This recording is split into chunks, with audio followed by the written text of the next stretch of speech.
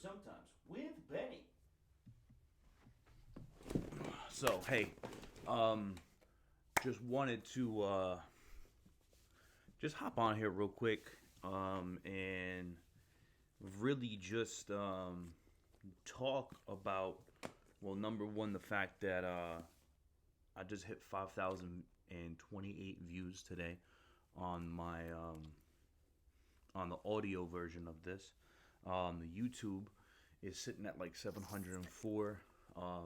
Apparently, there's a whole lot of stuff about YouTube that I didn't know, like tags and algorithms, and you gotta title things a certain way to get buzzwords and stuff like that. So um, I'm gonna learn how to do that today.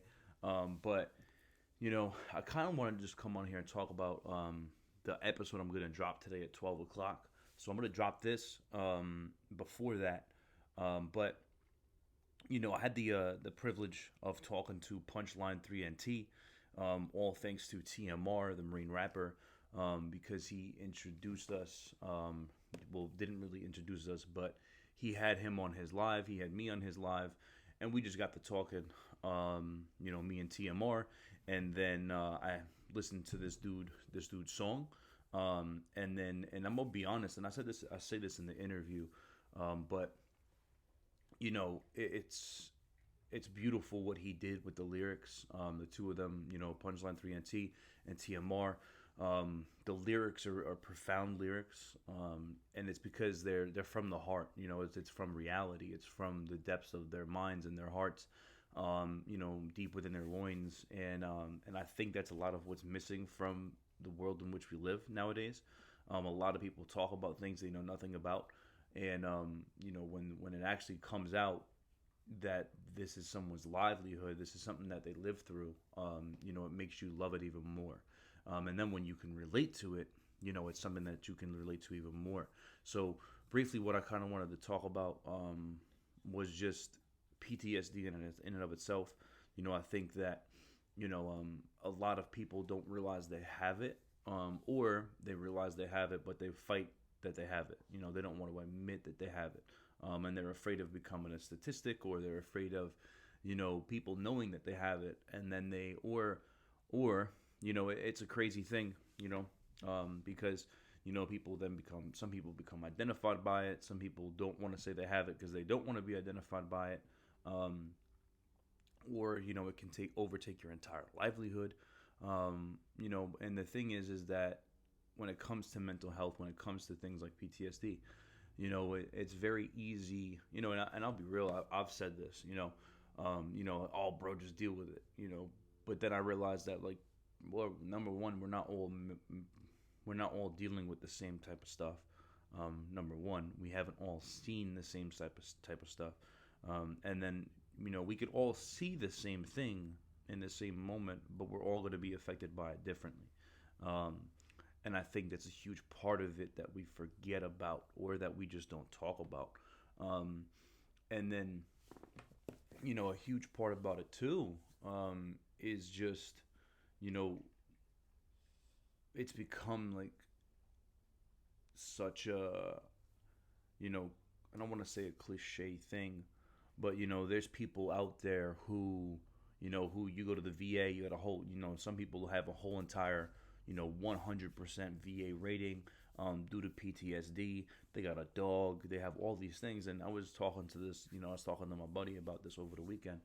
And it's messed up, because there's some people out there who really, I don't want to say don't deserve it, because who am I to say you do or you don't? Um, but there's people out there that you find out that they have 100%, they have this, they have that, but then you see them out doing things in the normal life. So sometimes it's kind of like, hey, are you living two different lives?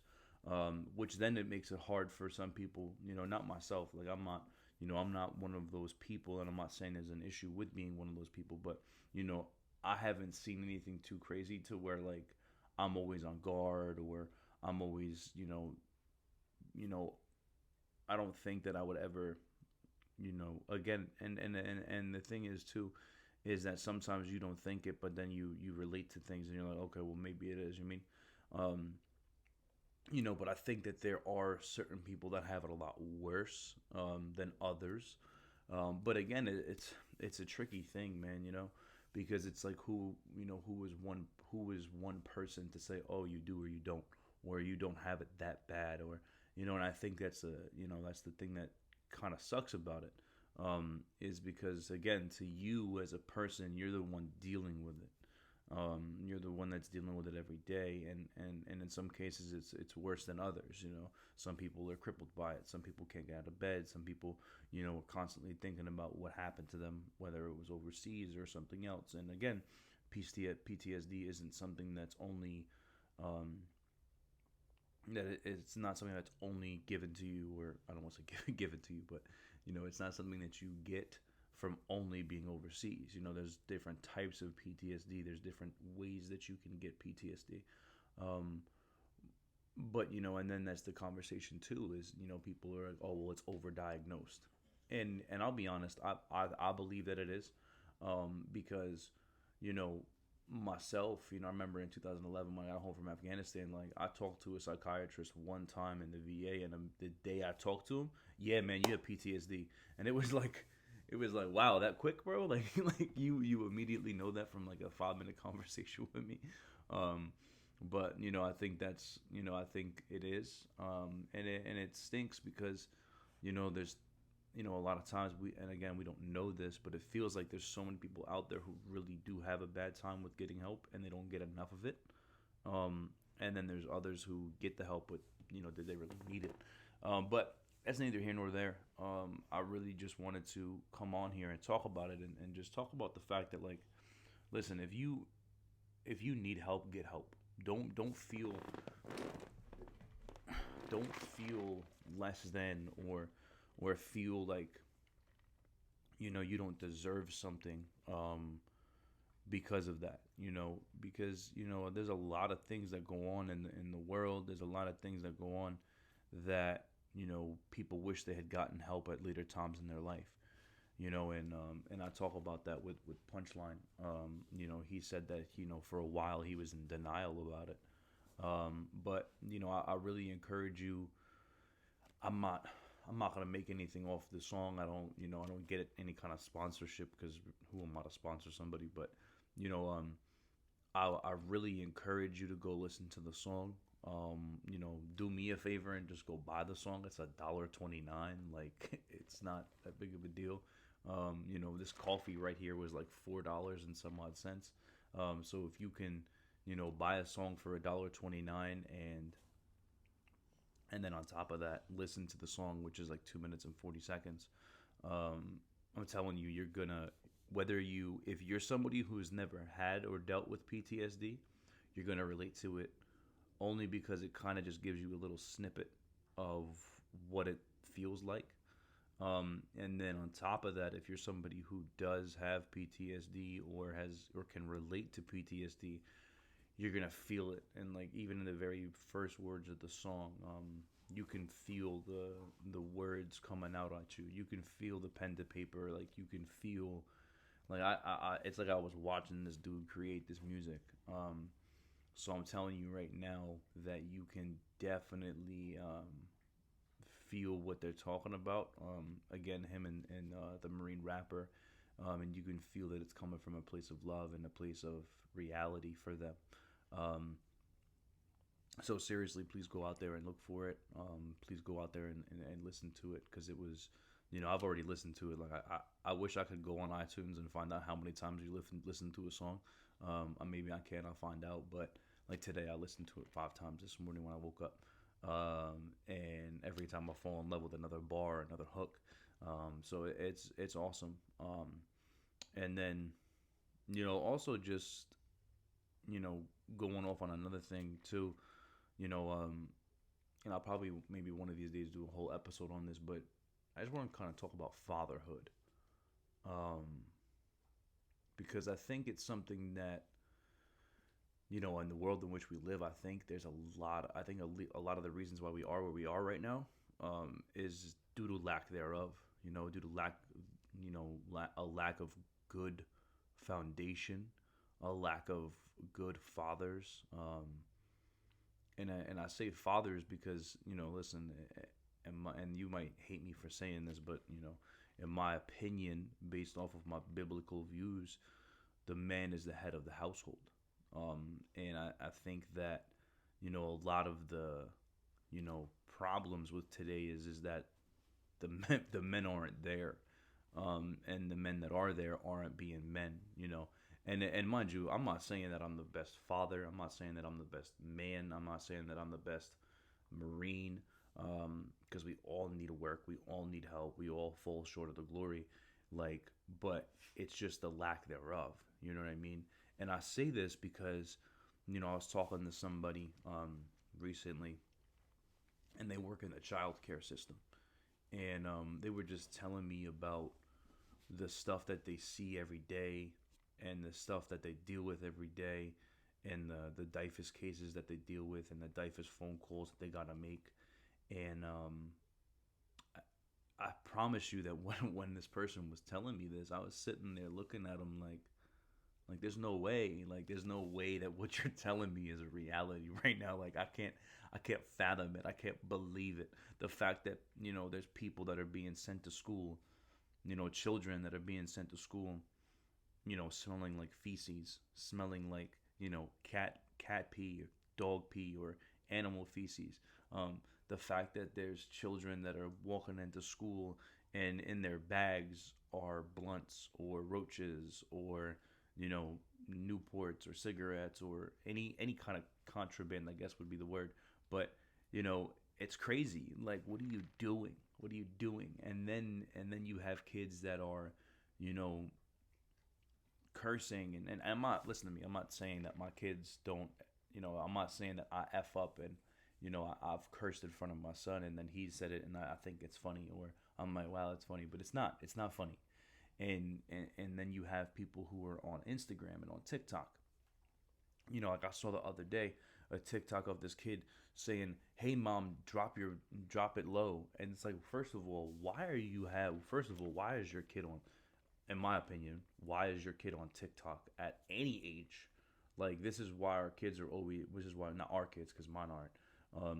This is why children are always in, like, on their phones or always on TikTok. And then you have the proof in the pudding that they're showing these numbers that, young teenage girls are prone to suicide or prone to eating disorders because of these videos they're watching. The question is, why are they watching these videos? Why are these things that are being even brought into the idea and the psyche of our children? And the problem is that it starts with you. And again, it's not, and you have to become cognizant of it, because even myself, my son's 3.5 years old, and I forget how smart he is, because the fact that my son can literally navigate his way through my smart TV, the fact that my son could navigate his way through an entire, iPhone at the age of 3.5, and no one had to teach him, is insane, right? But the thing is that they have the power and the tool and the weapon in their hand. And the problem is that if we're not watching what they're watching and we're not paying attention to what they're watching, then eventually there's going to be things they shouldn't be seeing. And then they're going to be saying things they shouldn't be saying. And then the other thing to keep in mind, and I already kind of said it too, though, was, you have to watch what you're doing. And that's something that I fall short of all the time. Like, I get mad, or I get angry, or I yell, or I scream, or, and there's things you can't, take back. There's things that, there's things you can't rewind time. So when you're a child, and I know we've all been there, when my daughter's, 18 months, she doesn't speak. So when she's just pointing at things, or she's just going like this, and she's just like, sometimes you get aggravated, sometimes you get mad, sometimes you yell, you scream, and then you realize, like, bro, what am I doing? Why am I yelling at an 18-month-old who can't do anything for herself? She's literally helpless. Like, what is wrong with you? And so I'm not gonna ever sit here and say that I haven't failed as a parent.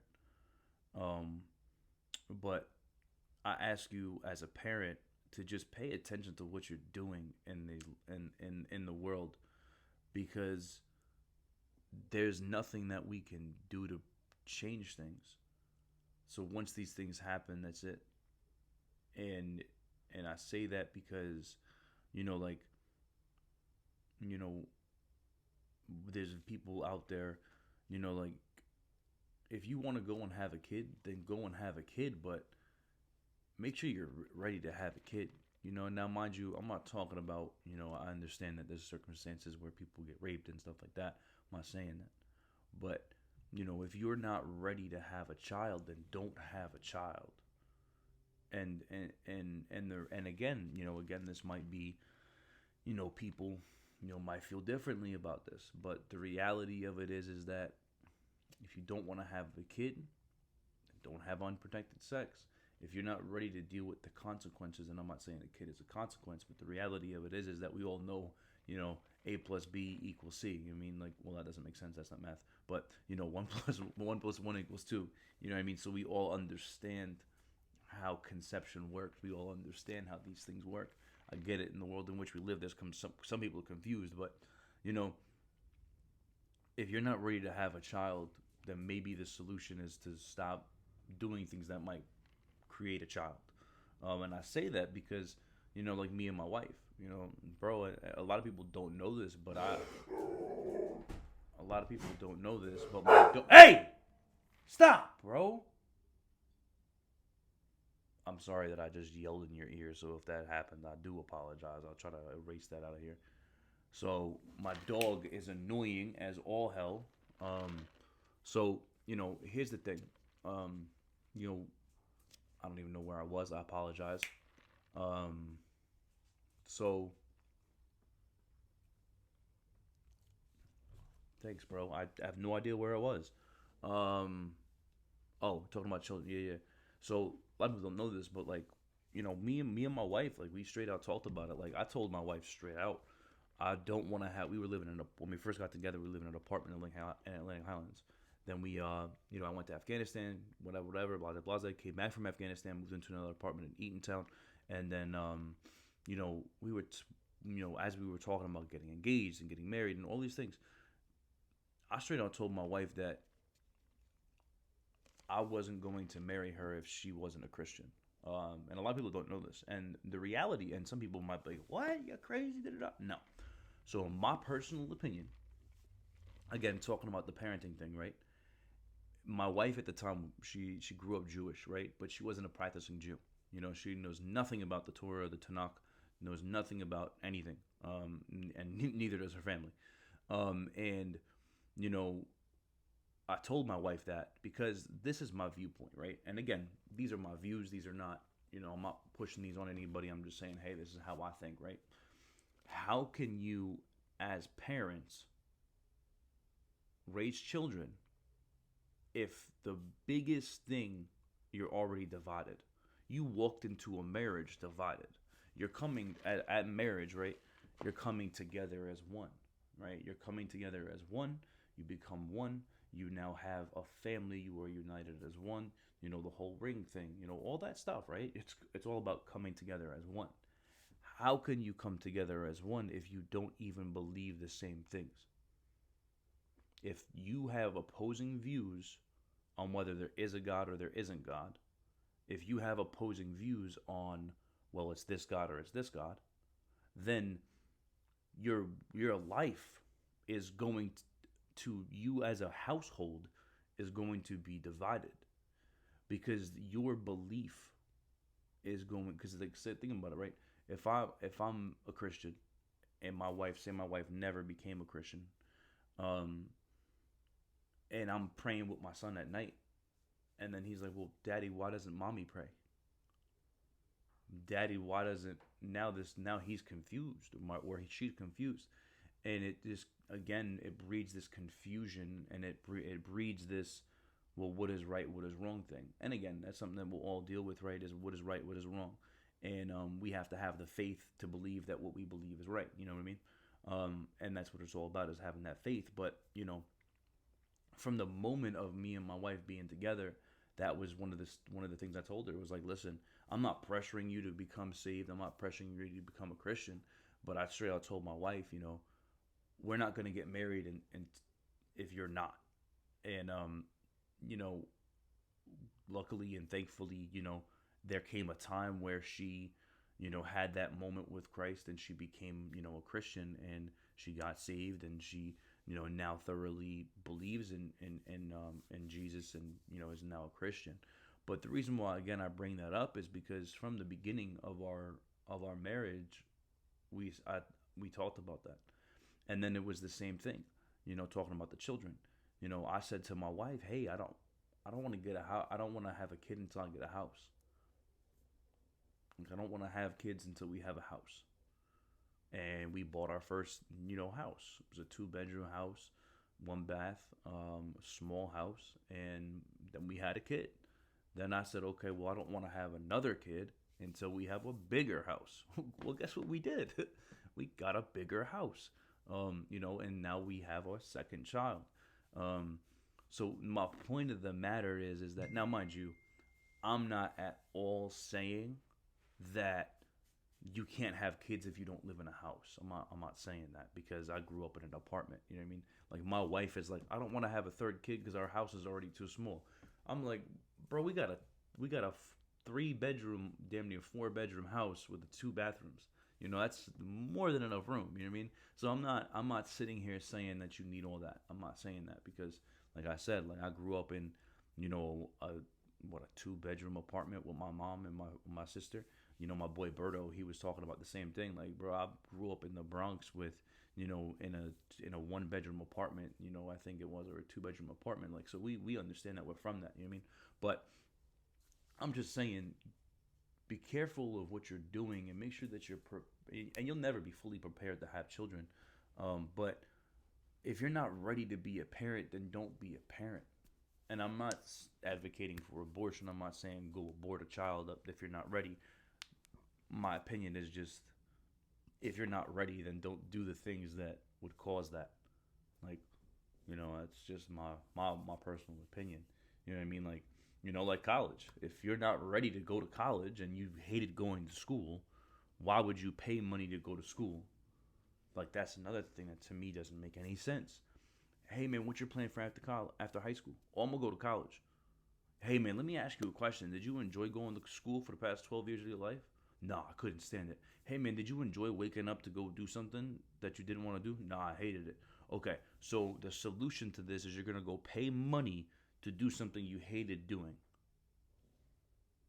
Oh well, yeah, it's gonna make me really appreciate it. It's gonna make me realize I have to because I'm paying for it. No, no, you're right. I personally can't stand. What's something I can't stand? I personally cannot stand. I don't know. I'm trying to think of something to make this make sense.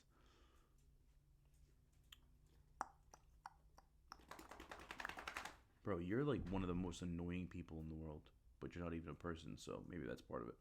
Um, One of the things I can't stand is trying to think of a food that I don't like, um, or like a really bad movie that I hate that I wouldn't watch again. But all right, whatever. So there's a movie, like, just say for instance, your friend says to you, "Hey, listen, I want to take you out to the movies, or I'm gonna rent this movie, or whatever. We should watch this movie." And you watch this movie, and you hate it. It's the worst movie you've ever seen in your life. But then you go, "Well, I'm gonna go buy that movie, and then I'm gonna watch it every day." Why would you do that? Oh, I don't know. Like, it just, that's what I'm saying. Like, just some of the things that we do in life, it doesn't make sense. Like, hey, bro, you didn't like doing that. Like when kids, like people, oh, asparagus. Actually, I've never had asparagus, but it's probably just as disgusting. But like, if you don't enjoy eating something, and then you go into the store every day to buy it to keep eating it, it's like, why would you do that? So I know I've gone on a crazy tangent right now. I don't know what the heck is what's going on in my mind, but you know, I'm just saying this. If you are not prepared to be a parent, then maybe you shouldn't be a parent. I mean, maybe you shouldn't be doing the things, because there's people out there who truly want to be parents who can't be parents. Who, you know, unfortunately their bodies, don't, you know, create the right chemicals, or there's people who have issues with, you know, holding on to an egg, or there's issues with people who have, sperm who can't reach the egg, and all these different things. There's all these different scientific problems, but then you have people out there who have children, and you're a dog shit version of a parent. Like, your kids are cursing on social media, or your kids are, you know, not wearing clean clothes, or and that's the thing too, man, is like, listen, if you need help, go ask for help. Like, if you don't have the money to do something, go ask for help. But at the same time, also be cognizant, because this person that I was talking to, they're like, oh yeah, the kids come into the school all dirty and shit. But guess what? They're driving a new car. They got nice bags. They're smoking cigarettes. They're smoking pot. That, this kid doesn't, the parents aren't bringing, milk, diapers, or anything to the school. But you open up the kid's lunchbox, and it's got a pack of Newports in it and a roach. And I mean, like, literally either marijuana roach or an actual roach. You know what I mean? So again, and again, I'm not saying there's anything wrong with people who are poverty stricken, but there's systems that are in place for those things not to happen. You know what I mean? And the reality of it is that if you, I'm just saying, back to where where this all began, fatherhood. You're an example to your family. You're an example to your children. You are an example to your wife. You are an example to those around you, and we need to hold each other more accountable. We have to hold each other more accountable, and it's everything. It's what, and even talking to me, talking to myself about this, it's like, being overweight, bro. You are an example to your children. You know what I mean? So if you're lazy, like, I'm not gonna lie to you, bro. I was killing the gym for like 10 months, and then all of a sudden, I don't know what happened, but I fell flat on my face, and I haven't been back to the gym, and I need to go back. I need to go back. I need to kill it. I need to freaking be destroying my body, because we're always being watched by our children, and we don't realize that. We don't pay attention to that. I was talking to my friend yesterday about it. You know what I mean? I don't.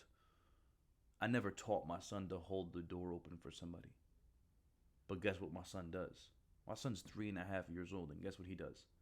He will open the door, and it's funny because it's a heavy door, but my son will walk into Wawa, and he'll grab it with both hands, and he'll pull it back, and he'll hold the door open for me, for my daughter, for other people he doesn't know, whether they're white, black, any color, because my son doesn't see color. My son doesn't.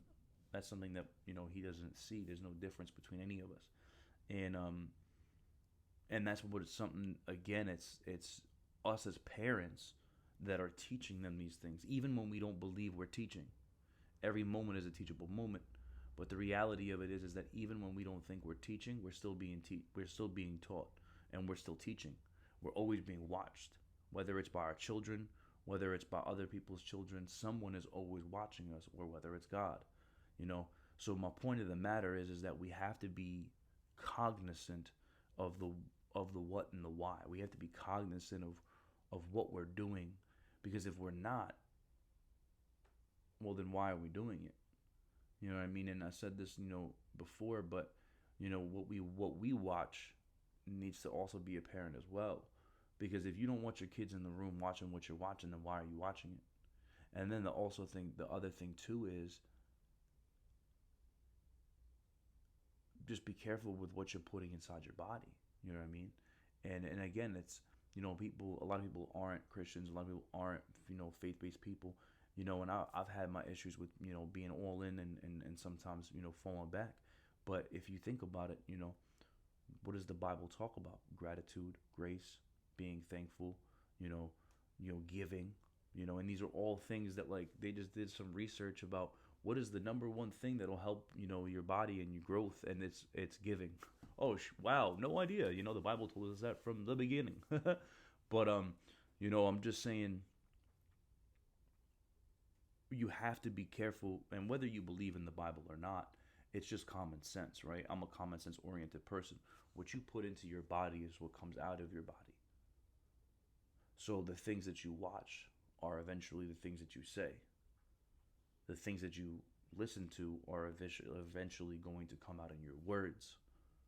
So, if you believe it and you think it and you say it, it becomes reality. And it's true. There's research, there's people that talk about it all the time. Like, listen, man, it's the power of positivity, and I think that's a thing that's lost.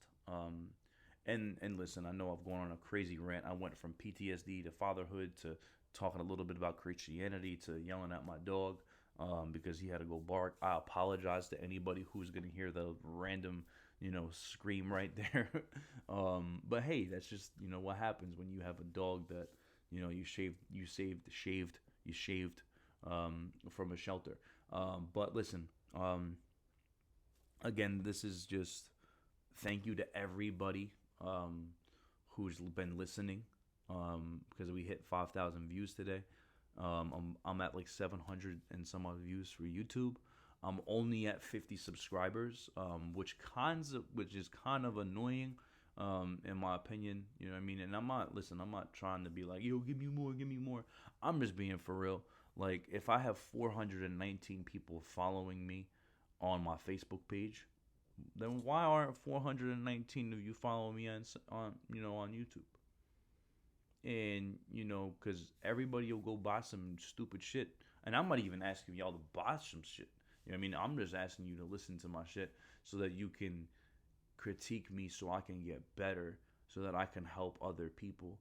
And also, this is just a way for me to like kind of chill. Like, I really enjoy this.